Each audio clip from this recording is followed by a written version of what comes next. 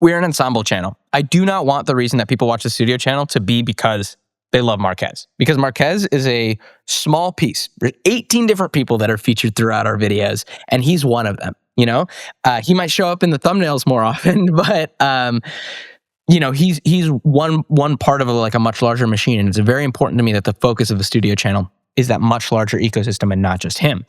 And so tactically, that looks like a lot of Marquez being in the first 30 seconds or minute of a video, and then essentially explaining why the rest of the team is qualified to talk about something.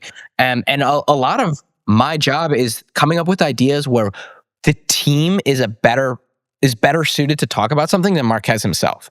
We don't do phone reviews on the studio channel, right? We don't do individual product assessment because Marquez is the GOAT at that, and there's just no point in us trying to do more of it.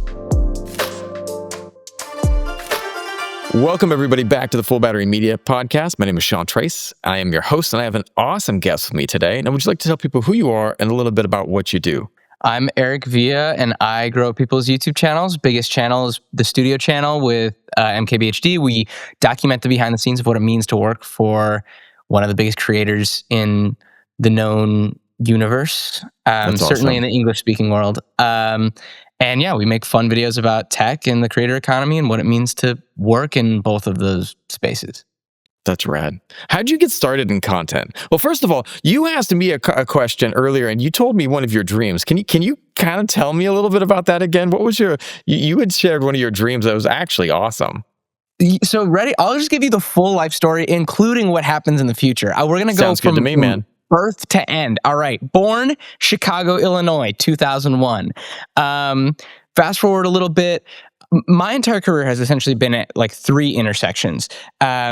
Media, art, culture stuff, technology, and finance, economics, and markets. And so the media, arts, culture stuff started when I was really young. I have an uncle who's a professional music producer. He was in LA and Hawaii, and then he moved back to Chicago around 2008. The Dark Knight, it was just coming out. Illinois had new tax incentives to bring post-production there, and so he would take me to post-production houses, and I'd see them mixing. That's right. Person of Interest and Chicago PD, and I got to watch that industry sort of blossom there. So I realized, okay, I want to work in this, but a lot of people seem really tired in traditional media. I don't know if I want to work in traditional. So then I discovered the tech side of things. Right, my uncle's telling me how Napster fundamentally altered the fabric of the music industry. How and so it was really interesting seeing the way that tech could be a force for massive change, either good or bad, for creative people. And then I start watching tech videos. One of them is from this kid named Marquez Brownlee. He doesn't seem that much older than me, and he's just a guy making videos in his room. And I decided I'm going to start also making tech videos. The first video I make that pops is a fan video about Marquez, and he comments on it. It's a video titled "Marquez Brownlee is Spider-Man." Marquez comments, he's like, nice, kind of weird. And then that video pops. I meet a bunch of people. I end up going to film school with one of my friends who I met over the internet, who is also a kid making tech videos. And then he was recruited by Marquez, Miles, and then Miles brought me in to Marquez's team. The third part of that triangle, finance, economics, and markets, is where things get kind of weird. In the pandemic, I was at film school at a school called DePaul University. It's a good film school, learned a lot. But I was like, this feels increasingly irrelevant. I feel like I'm learning a lot about how stuff was done in the 90s. And then I'll have professors be like, you can't do this anymore. Don't know what you can do. And so I definitely felt some skepticism kind of growing about what that path would look like. And I knew that YouTube was the future. So I just go, okay, let's Google the biggest industry in Chicago. And it turns out to be options trading. More derivatives, speculative derivatives trading volume goes through Chicago than anywhere else in the world. More than New York, more than London, more than the Shanghai exchanges. Derivatives trading. That was my universe. So I Google options trading plus YouTube plus Chicago. Turns out that there was a media company that had just sold for $1 billion. They had a brokerage, and then they also had a media division that was trying to figure out YouTube stuff. So I get in touch with the head of content there, and I'm like, yo, you should make me your YouTube kid. He's like, all right, give it a shot. And then by the time I'm legal drinking age 21, I'm helping him run point on video content strategy for all of North America for this like $1 billion company. And so I learned a ton about like options trading, and I learned from all these like geniuses about how to do risk taking and think quantitatively and understand probabilistic analysis. And so that sort of bleeds into the third part of it, where I like really understand how to think of YouTube as an efficient market, how to think of it the same way that a trader might think about placing a trade in the context of financial markets. And so all those three things kind of smashed together so that when I came and joined Marquez's team, I was kind of ready for the big leagues. And then the long-term goal is like, I just want to keep doing YouTube, run this up as much as I can. And then one day I'm going to be 40. I'm going to buy a postmodern Frank Lloyd Wright architecture inspired home somewhere in Wisconsin. And I'm going to teach at a school. That's the vision. That's awesome, man. When you said that, and I had said something that I had taught classes as a professor before. And one of the things that I found, which is similar to what you were saying when I was teaching content and communications, and I was just like, we are not teaching people right. Like, this is one of the reasons I wanted to start this podcast, because I was finding that what I was teaching was good, but there was new stuff coming out constantly. And like, things are changing. With content, it changes so fast. I was looking at the new Meta glasses today, the ones that have the display. It's like the heads-up display. It's amazing, right? And when I was sitting there, I called my wife and I called my team in, and I said, we are going to have to start thinking about content differently. I said, this type of heads-up display is going to change the game. It's like we've gone through these different evolutions. Everything was widescreen, and then everything went vertical. I was like, what's next? It's like POVs are going to be a big thing. And I said, but what I came to is like, I was like, we're teaching content wrong. Content in film and media, I feel like, is so super dated. It's like, especially filmmaking. You get in there. This is the thing that like really frustrates me is like I actually think that the ability to get a liberal arts education, to think critically, to analyze media, to understand history, the greater context of where we live is so critical to making good media. 100%. And so I get like this toolbox to think critically, but then that same critical thinking can't apply to the education itself. That same critical thinking is like has no root in my economic well-being. And in a time where my generation is essentially exclusively worried about where our coin is coming from, it's really frustrating because a lot of people are like put in this position where you have to choose between critical thinking skills and your ability to contribute to a society and understand broader context and your ability to take care of yourself. That should not be a paradigm. That should it's so aggravating. I was with you. And like, I was teaching this class on communications and content creation. And I had students, and I sat there and I was like, these kids are paying this university $3,000 for this class. And I was like, and I tried to give them and mentor them as best I could. And I was giving people office hours. I was like, you call me, I will work with you on your content, because that's where I feel like the value is at. The people just weren't showing up. And people were just, phoning in, watching the lectures. And I was like, dude, you guys do understand that, like, what I'm teaching you, you can get straight off of YouTube. Like, it's not magic, And I felt so bad that I was like, that's why I was trying to, like, I want to be mentoring people. Like, that's the part I want to be doing, is working with people hands-on. And it just left me realizing that, like, critically, it's not the smartest investment. And yet, my daughter was asking me, she's like, Dad, do I have to go to college? Do I have to do this? She's 10 years old. And I was like, we can talk about that. But when we set aside money for you for study in the future, like right now, I've been investing. I've got a channel called Ailani's Little World, which is one of my favorites. My daughter's YouTube channel has 10,000 followers, and we make educational content. And essentially, it's like a podcast, but for kids. And we have these little adventures. And so, like, we got to meet this guy named Kevin J. DeBruin, who was a NASA rocket scientist, and we did a video how to make a rocket, and we did this little imagination thing on a green screen, and we talked to Kevin about how to make a rocket. And I told my daughter, I said, what we're doing right now is investing in your future. You're building up your own brand, and if you want to do something with that in the future, you can. But like, this is an investment in you. And I told her from the beginning, I don't care about your views. I don't care about any of that. What I care about is just that we're having fun creating this together, and that you're building your brand. You're the smart science kid, and if you want to be that, great. If you don't, do something else, but have this experience. And it was interesting because it was this social capital that your generation and my daughter's generation is starting to look at what's really important and what's going to get you to where you want to be. It's really interesting that, the way we talk about like investing in your future and understanding like how like content can be an investment in your future. I was certainly like, I was the 14-year-old kid who was like, I'm going to stay in this weekend and learn how to edit videos. And like, That's awesome, actually. yeah. I mean, now like a bunch of adults are like, oh, that's so awesome. And like, I quite liked it, but, I would hate it if every kid was like me. Like, that sounds miserable. You know what I mean? Like, sure, it's cool when like a couple of the weirdos can find their own path, but like, I actually think it's quite dangerous to, as a society, like normalize this path. This should be bizarre. This should be strange. And most people should be able to just like get a job, chill with the homies, grab a beer on the weekend. You know what I mean? Like, and maybe that's just the Illinois boy in me, right? That's just like my Midwestern sensibility. But like, I really don't like the way that we're like increasingly pushing younger people to be like, commoditize yourself in a zero-sum game where, 90% of creators aren't going to be able to make a profit. And like, that's the career bet. Like to me, it's just like, yes, this is very cool. But when we look at like the macro, when we look at the data, like I'm an exception to a steadfast rule.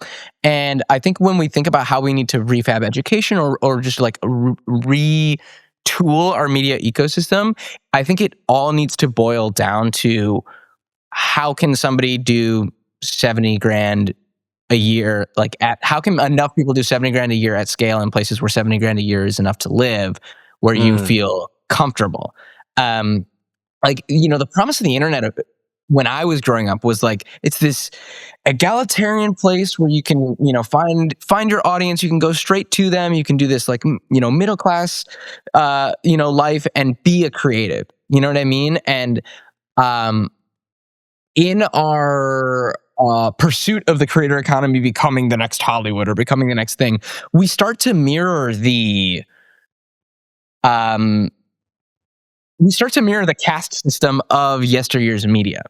And I think that one of the biggest things I fear is that we're just going to normalize that caste system as a whole, and just tell people like, oh, you got to do content because content's how you're successful. It's like, no. Content is how you're exceptionally successful. I live this bizarre, super cool freaking life, but like, and if you want to copy it, that's great, but not a single person should encourage you to do it. Like those, like you need to internally want to do it, because I don't think ethically people should be encouraging people to take this path. I think we need to find ways for people to take paths that are safe, that are secure. That's like, I guess, more of a macro critique, but it's something that I worry about. I'm interested in it too, because one of the things that you are saying there, and two things that I'm with you on. First of all, I went to a movie recently. My wife is a singer here in Vietnam, and she got invited to the premiere of Wicked in Vietnam, and so she couldn't make it. She was like had to go to a show, and so my daughter and I went. My daughter loves music and loves Wicked, and we went to Wicked too. And we get in there, and this is the crazy thing. So I create content all the time, but I was like, when I went to watch a movie, you know what I'm doing? I'm going to watch a movie. Yeah, you're watching a movie. I'm watching a movie. We sat down in there, and literally all the people that went to this red carpet event, all of them are sitting there in the movie editing their videos for the first 45 minutes of the movie. And I'm like, I look over at my daughter and I said, don't be them. Like, if you're going to a movie, watch the movie, and it's like, and like, I hear what you're saying there, that like, cause we have that. And like, I saw this video the other day that there was it was like a doctor creating content in the ER. It is like, what type of doctor is this? And I was like, I don't care. Don't be filming in the ER, dude. Like, keep your camera out of that room. He's like, moving things around. Everyone's like, that's an ortho doc. I know it. And I was just like sitting there going for a second. I was like, why do they, are they right? Like, but I mean, hang on, get the camera out of there. And so it's like, but two things that like that. I do think that I think you're right. And I think that for people that it is a calling for, because it's like, I do think I have so many people that message me when I reach out to them. You're like, I used to have a podcast, and like I'm like, that's rad, dude, and I'm happy for you. But like the number of people that started them and stopped them, it's like you got to be a little bit weird to really stay in the 100%. game. Like 100%. you're not Like a normal person. yeah, it's like this is where like I go back and forth on the education side of things, because the more that we standardize things, I think the harder things become, right? Like Mm, my film school experience was like, here, there's a standardized process for development. There's a standardized process for getting on the camera team or the sound team if you want to go union. There's a standardized process for going indie. There's a standardized process for being an assistant and like working your way up in the agency route. And those are your 4 paths for life, and that's the game. And it's super responsible on the school's part. Like all of the incentives are right there, because if you look yeah. at the stats, that is the highest probability of job placement post-grad. Mhm. But at the same time, it's like, what is the average? Like, what's the cap that you're setting on people's careers by pushing them into those specific paths, right? Mm, Again, like media is a winner-take-all game, right? There's going to be a yeah. few very strange outliers that are able to receive the vast majority of attention and performance and all that stuff. And so because of that, like you need to like, I guess maybe teach the self-awareness. That's like you need to know if you want to be an outlier. Because if you want to be an Yeah. outlier, there's only so much that like bothering with education can get you versus just like meeting people, doing the work, failing, and doing that again. But like if you want the stable path, I do think we need to update our educational infrastructure, and frankly just update the infrastructure of the entire creator economy so that that stable path is more clear. And hopefully in the next like 4 or 5 years, because creators have only been hiring for maybe 6 years, like at a substantive scale. Maybe over the next 4 or 5 years, we'll have more infrastructure to say like, this is what building an org looks like. These are the types of places you can work. I do some consulting with a YouTube agency, and I'm really excited about that as a ring in the infrastructure layer, because I think that there can be so many young people who start there, intern, learn from really talented people, upskill, and become fully fluent in the language of YouTube, so much so that when they do decide to do the weird thing and break all of the rules, they know every rule that they're breaking. You know what I mean? And there is like a clear language for how we make our content here across industries, across different orgs. We're really close to a stable creator economy for normal people, but we're not there yet. And I do think that as a culture and industry, taking the time to figure out like how we can continue to participate in building out that infrastructure so that normal people can get upskilled is going to be increasingly important. I love that. Well, I want to ask you, shift gears a tiny bit. Like, I think that one of the things that's interesting to me is like when people are getting into YouTube, I mean, like people are creating their content, you need to be able to get people to trust you that are watching you, I don't know. Like for me, I try to just be authentic. Yeah. And like when I don't have an idea, I have no idea what I'm talking about. I'll tell people I don't know what I'm talking about right now, And I think hopefully that brings a degree of trust. But how do you make people trust you with the content that you're creating and feel like you're being honest with them? Super, super nuanced question. Frankly, for me, like trust is the number one thing I think about on the studio channel. Because we're an ensemble channel. I do not want the reason that people watch the studio channel to be because they love Marquez. Because Marquez is a small piece. There's 18 different people that are featured throughout our videos, and he's one of them. He might show up in the thumbnails more often, but he's one part of a much larger machine, and it's very important to me that the focus of the studio channel is that much larger ecosystem and not just him. And so tactically, that looks like a lot of like Marquez being in the first 30 seconds or minute of a video, and then essentially explaining why the rest of the team is qualified to talk about something.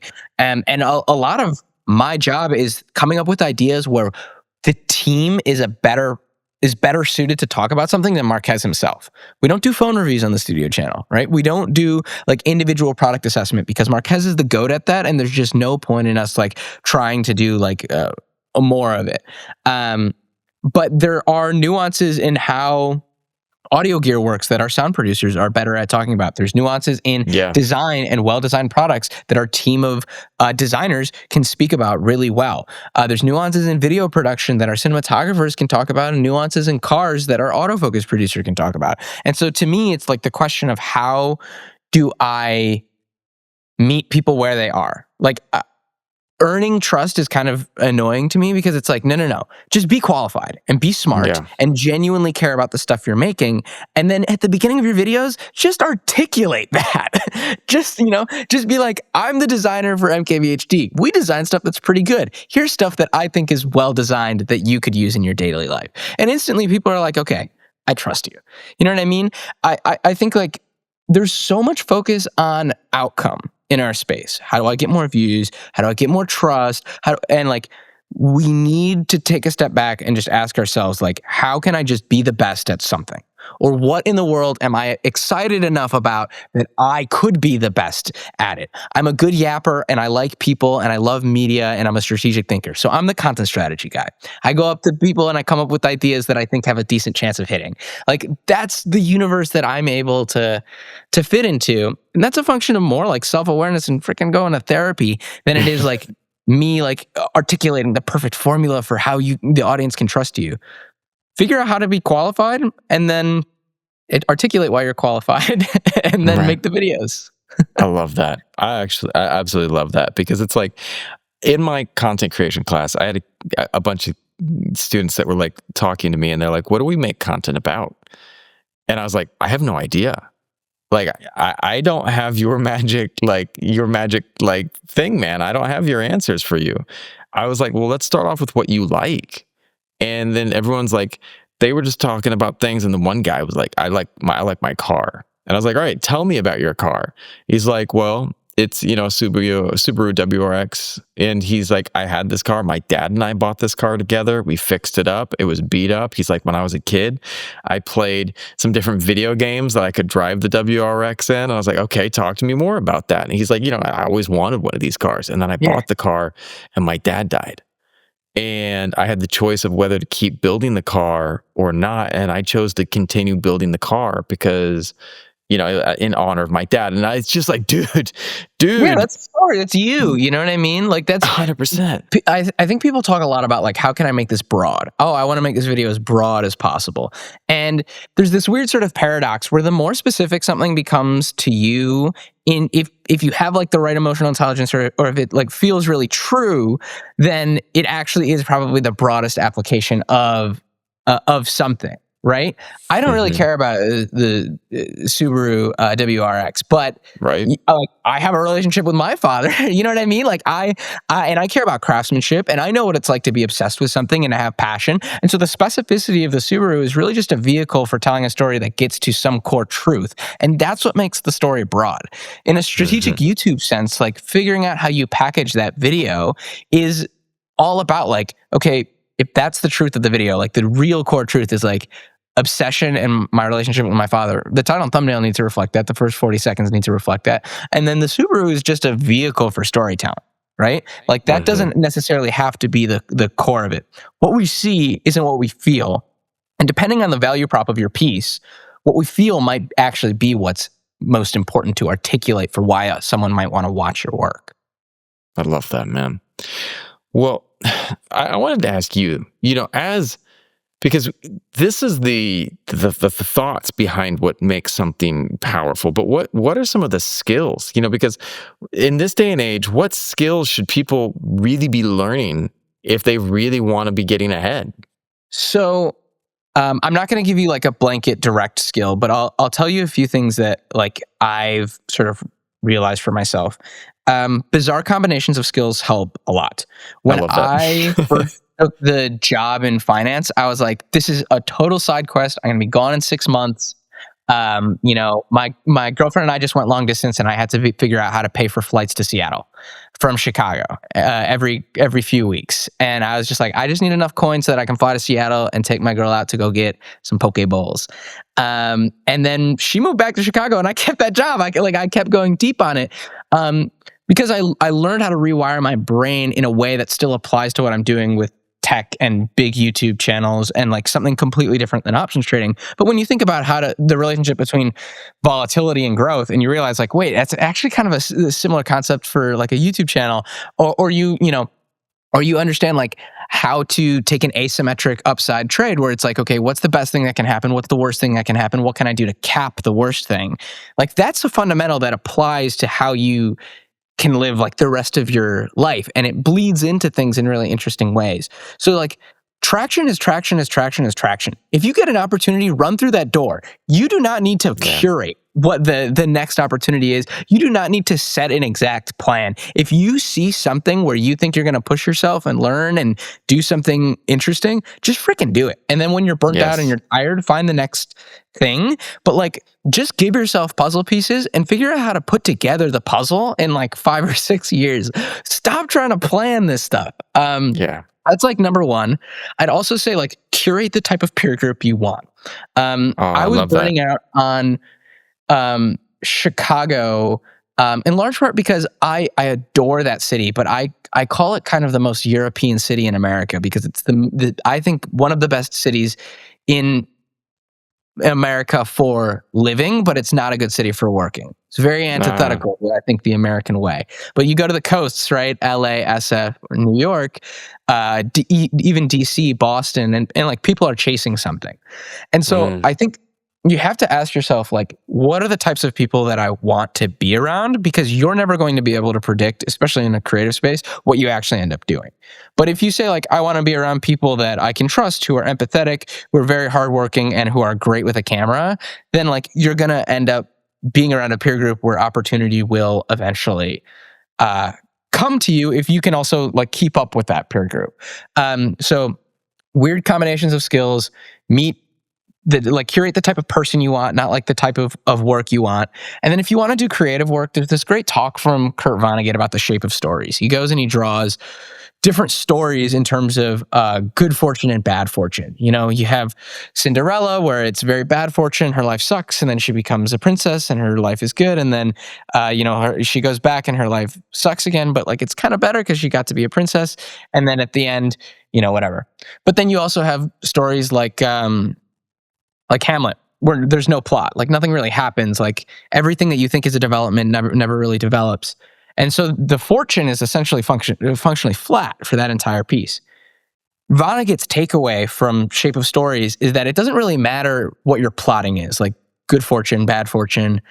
If you want to make a story that's iconic, that stands the test of time, you need to make something that is in some way, shape, or form true. And so taking the time to understand some form of like your reality, like, whatever that is, like figure out if you're lying to yourself, and then figure out what type of truth you genuinely think you're capable of articulating better than anyone else. That's really important. Finding your truth is such a freaking generic thing that people say, and I don't feel like people like genuinely articulate what that looks like. But it looks like really, frankly, understanding yourself and then understanding something about yourself that you think applies to the broader universe at large. When I was and skills. I love that, man. When I was a kid, I just couldn't shut the hell up, and I had this nickname. It's way before my time. It's way before your time. It's way before my parents' time. But there was this guy on the news called Walter Cronkite. Oh yeah. And like he just would read the news. He's like, America, this is the news of the night, and he would read it. And as a kid, because I just spouted facts and I wouldn't shut the hell up, my family always called me, okay, Walter this. I got so pissed off. But like, I didn't realize until I got older and I watched Walter Cronkite. I was like, damn, he was the OG of like, sharing information and truth and facts. And he was just spitting fire all the time on the news. And I realized later on, I'm just really good at instilling information and asking questions that help people, if I don't know the information, getting there. And that was something that it took me time to realize. But when I was able to figure that out, I was like, well, you know what I did for a long time when I was younger? I taught kids. I was a children's teacher. And dude, I'm a fun as hell teacher. My classroom is like borderline like chaos because it's just so much fun. We are laughing our like butts off the whole time. But what I'm getting to is that I just want to be able to teach more people. I wanted to be able to get a larger audience, which is like why I slid into podcasting. And I think that if people can figure out what it is that you're passionate about, what it is that you're good at, and find a way to kind of mix that up, and that might be staying the hell away from content. That might be that you're the dog walker, like, dude, and that's your thing, and that's awesome. But like, if you can find out that one thing, and there's a great book called The One Thing, and he talks about that. Like, what's it for you? If you can figure that out, you're going to be a lot happier in life. Yeah, I think a lot of people are like, oh, well, what if I don't have a passion? And to be honest, like I'm not 100% sure if you're going to be listening to this podcast if you have that problem. But like if you are, like I think like the biggest thing for me is like I've had like many obsessions. I've always been naturally obsessive, but I was never like, oh, I'm a tech person until like I started getting some traction and I was like, okay, let's go deep on this. I was never like, oh, I'm like I'm a camera person until I met friends who like understood cameras. And then I was like, oh, well, I want to keep up with them because I like these friends. You know what I mean? And like, for me, it was always just like, I yap, like I know how to talk. And like everything else, all the other like skills that you pick up and the places where you find passion, that's just a function of trying stuff and then seeing what sticks. And then when stuff sticks, you're like, oh, I think I actually do care about this because I don't want to see it go away. Yeah, I think people underestimate like that impact, that like the potential power of just try a thing. Like it doesn't, like no one really cares if you fail. Like I've messed up so many times. People only care if you win, which is like maybe that's the cynical way to think about it. But like most of the time, people are going to judge you by your biggest wins, unless you fail like really big. But even then, most people aren't going to care. 100%. And like one of the things, I went out with my daughter the other day and we were walking and she was embarrassed by the way her hair was or something. And I said, I want to tell you a secret right now. She's like, what is that? I said, most people are so absorbed in themselves that they aren't even paying attention to you. And she's like, no, everyone's going to notice me. I was like, no, you were the only person that's paying attention to that. And she said, and I was like, so what's the lesson? And I said, don't think about what people are thinking. Just do what you want to do. Be where you want to be. And like, don't be worried about the failure because everyone fails. There's a degree to where that's true. But I also think like, if you see something that you don't like it's okay to be like, nah, I'm not doing this until I'm feeling good. Like I used to very much like subscribe to the feeling of like, oh, like don't care what other people think. Nah, man, what other people think can materially impact your quality of life. So I like personally, I do think like this story is like, if you think your hair isn't all there, like I bet let's go take the time to make sure that you feel good. That's what my wife would say too. Like, go fix your hair, And so I was like, but I think my point was like, people aren't paying attention. But you're right. Like when they do, it can very much materially impact you. So that's it. I'm gonna give you an Eric Villa exclusive soundbite here. A big reason why I was a content strategist instead of just like being a YouTuber or whatever, I had terrible acne for like 10 plus years. Just like I was a crater kid, and then I joined Marquez and immediately got an Accutane, and I just spent 9 months like getting my skin clear and learning how to dress. And I am telling you, so many doors have opened because I got that together. And I don't say that to be like, oh, be vain or like, no. I think I focused on that when it was the right time to focus on that. But I do think that like compounding advantages and doing things that like you intrinsically want to do. Like I didn't care about my appearance for 10 years. And so it would have felt inauthentic to bother at that time. But like there came a point where something clicked in my frontal lobe and I was like, I want to figure out whatever like the next version of Eric looks like.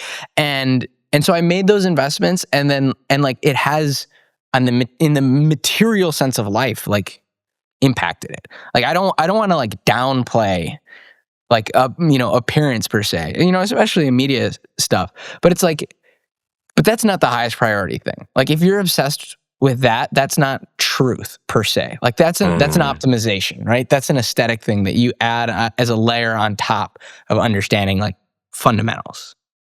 I love that, man. Sometimes people can get really obsessed with likes and views. Is there something that's more important that people should be paying attention to? Um, it depends on what your goals are. It depends I on, like like, that.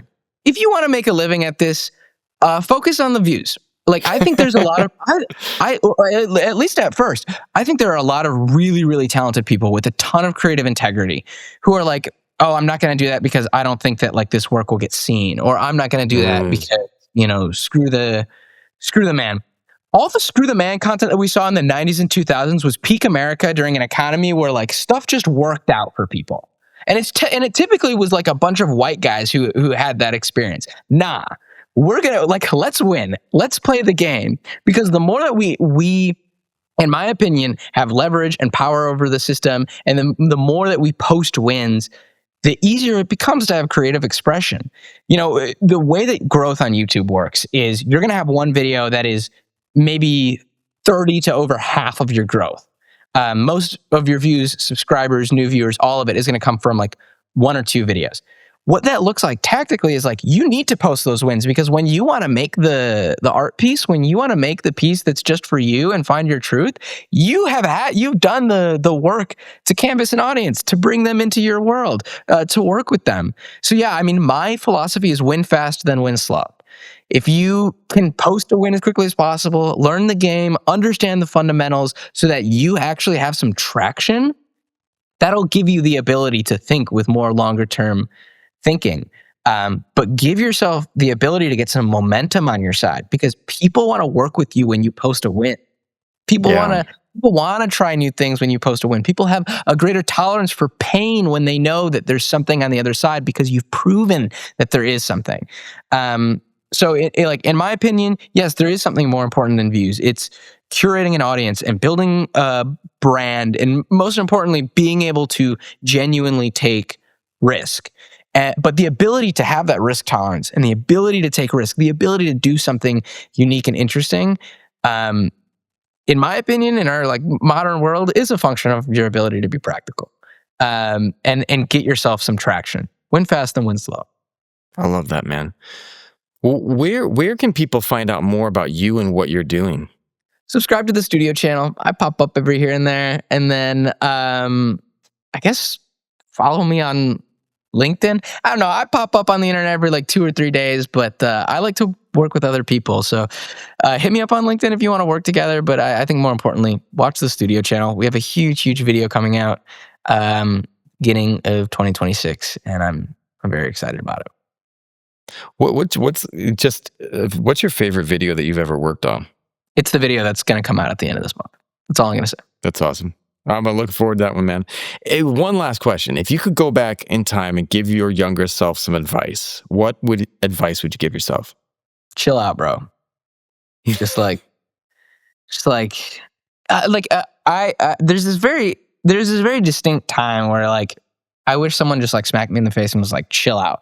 I was 18. I like go and I get into film school, and every person I'm talking to, I'm like, are you a future collaborator? Are we gonna work together? And it was just like so like, some people just want to have a beer. And like those are good people. Those are interesting people. Those are people that you actually probably need in your pocket, because you're not going to make good creative work if you're completely removed from anybody except for hyper ambitious freaks. Yeah. And I was lucky enough to go to film school in Chicago, where I learned how to like interact with normal people. If I went to college straight on a coast, I think I'd be a little freak that doesn't like really understand how to socialize with normal humans. Yes. Not everybody has to be ambitious. Not everybody has to be like the perfect peer group, but like meet people where they are, understand the people you want closest for you, understand like the types of people you want to curate. But curating doesn't mean cutting off the world. It just means like you have some people in your life who you hold really dear, and other people who you can just kick it with and grab a beer and chill out. And there's so much focus, especially in the podcast universe, on like being great or exceptional or finding your purpose and like all this stuff. And at the end of the day, like everything good that has happened to me is a function of me spending time with people I care about and building skills. And then those people I care about will vouch for me. And then life clicks. So just like have a beer and kick it with the homies, and like life will be okay if you can optimize for good people. Chill out.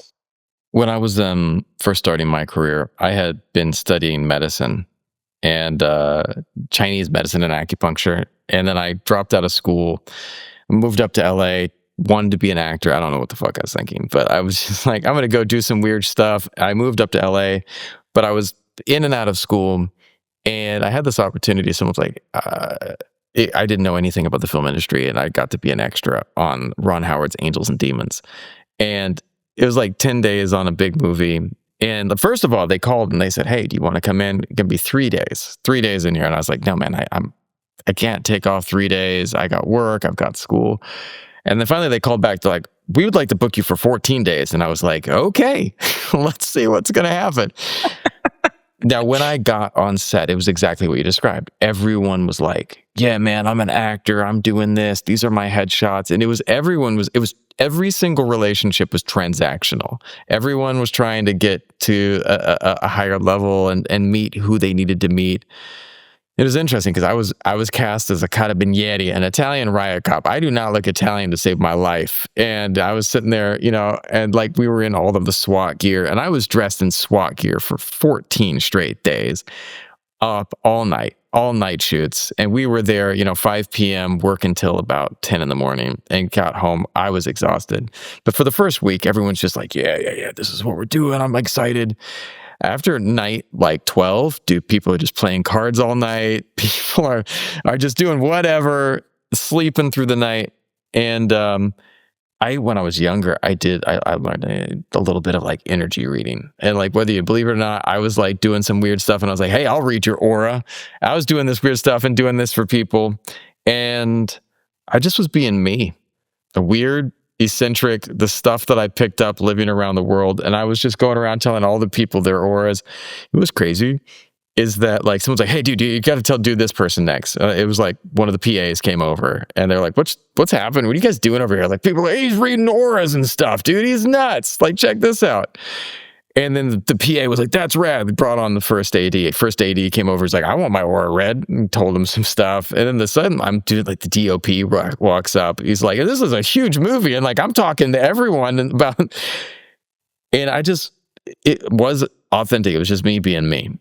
And then the last day of filming, I was just like, dude, I got to go back to try to pick up a new job. I took 2 weeks off from my job. They're not letting me come back. And I was just like, what am I going to do? And that last night, I was just like, dude, just be. Don't have to try to do anything. Just be here. Be here. You get to work on this awesome giant movie. It's a fun place to be. It's an interesting experience. And I was walking out and I just was like, this is fun. And I walked out on the set. My friend that I met from over meetings came up to me. He's like, dude, how tall are you, man? He was like the second 88. I was like, 6'1". He's like, blonde hair. Come on over here. You're going to be a stand-in. And I was like, okay, I don't even know what that is, man, but I'm happy to stand in, And I got to stand there while they did all the lighting for the main actor. They kept me for the next 5 months just because they're like, dude, you're fun to be around. You're a cool, fun, interesting guy. And, we like to have you around, so we're going to bring you back. In those 4 months that I was on set, I learned everything that I ever learned about film. I got to watch the best of the best every day. I got to see how they lit things. I was watching the lighting. I was watching the camera team work. I got to meet these amazing actors that were like, one day I was sitting there on set and like Tom Hanks turns to me. He's like, how are you doing today? And I was just like, how's it going, man? He starts this conversation. It starts telling us about what it was like to film in this soundstage. And I was just like, wow, if you are just you don't have to strive for everything. There are days where you just need to sit and be, but like be authentically you with whatever you got going on, man. And it's interesting. Like life kind of happens when you do. Yeah.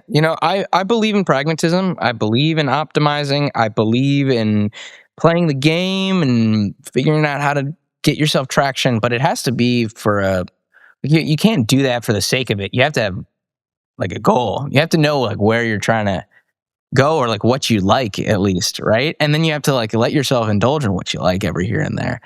I don't know. We don't do this to do it. We do it because like it's a part of like a grander vision for what our lives could be, right? Yeah. If you had Aladdin's lamp, you could rub it, genie pops out. What would you like to wish for? Where do you want to be going? Bro, I do not need more. I'm chilling. I have everything I've ever wanted and more. My biggest thing is like I'd probably just need like a like more therapy. Like, I'm just trying to like You get and me my both, my emotional friend. intelligence right. But I don't know if like the genie can just bestow that. Like I've got to figure that out for myself. Yeah, sometimes the journey is the reward. So I'm chilling. I have everything I could have ever wanted. I'm getting invited on podcasts just to yap about myself. Hell no, I don't need more.